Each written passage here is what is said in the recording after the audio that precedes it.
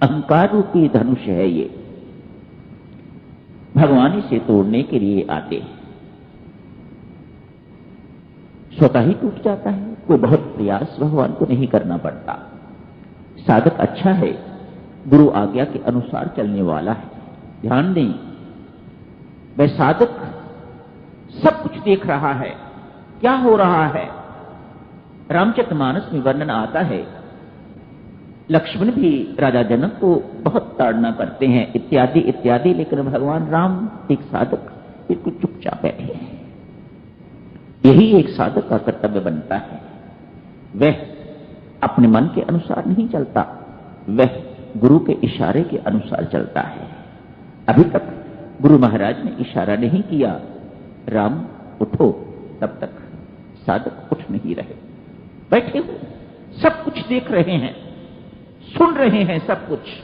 जनक के वचन भी सुने हैं और राजा महाराजा इतने सारे आए हुए हैं, उन्होंने भी धनुष को उठाने का प्रयत्न किया है, सबकी विफलता भी देख रहे हैं। उधर मां सीता के आंसू भी देख रहे हैं। वह भगवान को अति व्याकुल करने वाले हैं। यदि भगवान की दृष्टि से देखें तो वह बहुत व्याकुल करने वाले हैं, लेकिन अभी तक क्या करें, किसी पर किसी चीज का भी भगवान पर साधक पर प्रभाव नहीं हो रहा। क्यों? अभी गुरु आज्ञा नहीं हुई है, अभी गुरु का संकेत नहीं मिला है। उसकी प्रतीक्षा। उठो राम, राजा जनक की व्याकुलता को दूर करो।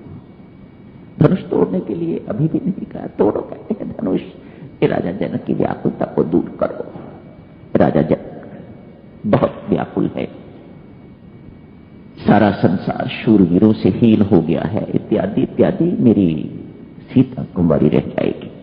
बहुत व्याकुल है, उनकी व्याकुलता पर इतना ध्यान नहीं है साधक का, भगवान का, जितना मां सीता के आंसुओं पर ध्यान है।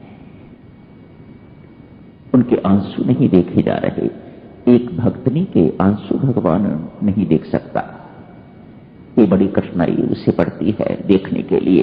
यदि आपके आंसू सच्चे आंसू हैं, दम्भी आंसू नहीं हैं, तो ये भगवान से देखे नहीं जाते। भगवान बार बार मन ही मन क्षमा याचना करते हैं, मेरे कारण तुम्हें देवी रोना पड़ रहा है, ये भक्त मेरे कारण तुम्हें रोना पड़ रहा है। बन ही बन अनेक बार क्षमा याचना करते हैं। न जाने उन दो आंसुओं के बदले उस वक्त भगवान कितने सारे आशीर्वाद, कितनी कृपा उसके ऊपर बरसा देते हैं। उठे, धनुष तोड़ दिया है, टूट गया धनुष, टुकड़े हो गया, दो बीच में से तोड़ा है, इधर उधर से नहीं, ऐसे पकड़ के बीच में से धनुष को तोड़ दिया है। किसी ने धनुष को व्यंग किया, लो टूट गए ना,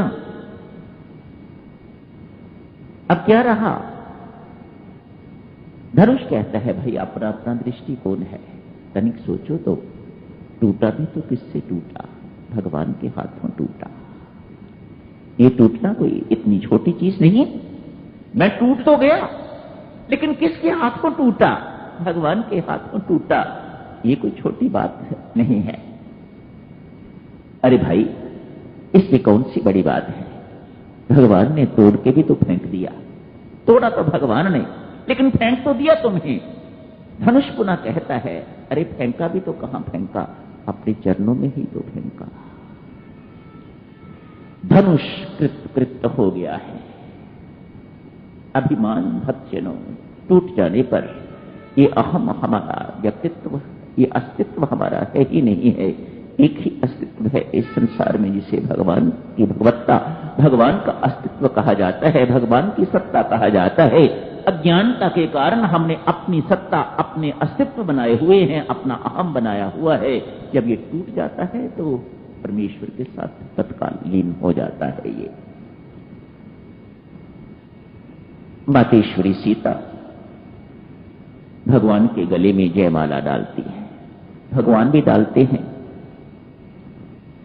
तनिक आनाकानी करते हैं, मैं जयमाला नहीं डलवाऊंगा, अभी मेरा लक्ष्मण कुंवारा है, मैं उसके कुंवारे रहते रहते जयमाला नहीं डलवाऊंगा। थोड़ी जिद करते हैं भगवान। वहां उनका भी समाधान हो जाता है। ठीक है, हम लक्ष्मण का भी करवा देते हैं, आप जयमाला डलवाओ। एक और बाधा अभी बाकी है। वास्तव में वह बाधा नहीं है। अंतःकरण चतुष्ट का एक अंग अभी बाकी है, जिसे चित्त कहते हैं। जब ये सब कुछ हो जाता है, दुराशा मर जाती है, विषयाशक्ति खत्म हो जाती है, अहंकार टूट जाता है, तो चित्त अपने आप ही भगवान के श्री चरणों में चला जाता है। भार्गव का धनुष चित्त का प्रतीक है। ये चित्त अंतः जब अहंकार मर जाता है, दुराशा का हनन हो जाता है, विषय शक्ति पर आदमी विजय प्राप्ति कर लेता है, तो चित्त अपने आप ही भगवान के साथ जुड़ जाता है। ऐसा ही हुआ। परशुराम के पास एक धनुष है, एक फरसा भी है, एक धनुष भी है। मैंने इसको इतनी बार चढ़ा दिया है, यदि तुम कुछ हो तो इसको चढ़ाओ। मैंने इतनी बार इसके साथ, परसे के साथ क्षत्रियों को हनन कर दिया है, यदि आप कुछ हो तो इस धनुष को चढ़ा के दिखाओ। भगवान को कुछ नहीं करना पड़ा, वह धनुष अपने आप भगवान के हाथ में चला गया है। जब ये पहली तीन चीजें मर जाती हैं, खत्म हो जाती हैं, तो चित्त अपने आप परमेश्वर के साथ जुड़ जाता है। वह धनुष, विष्णु का धनुष, विष्णु के पास ही जा सकता था। तत्काल परशुराम को ये बोध हो गया कि ये कौन है। जैसा मैं सोच रहा था ये वैसे ही नहीं है। अब भगवान ने दो बातें कही।